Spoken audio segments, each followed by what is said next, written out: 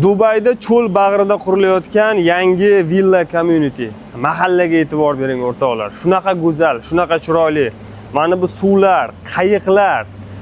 O'rtoqlar, agar siz yashayotgan hayotda mana shunaqa shart-sharoitlar bo'lsa, jannatda qanaqa bo'ladi o'rtoqlar? Tasavvur qilyapsizlarmi? Dubay insonlarning turmush tarzini umuman boshqa darajaga chiqardi. Bunaqasini boshqalar tasavvur ham qilish qiyin. Men sizga hozir aynan shu hudud haqida to'liq batafsil ma'lumot beraman. Salkam 2,5 mingta uydan iborat butun boshli katta mahalla qurilmoqda.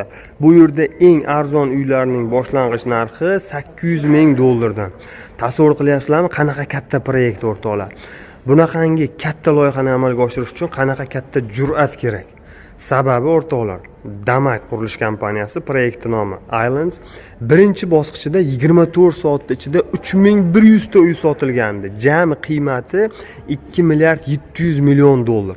Va eng qizig'i, u proyekt hali tayyor bo'lmasdan turib narxlari oshib ketdi.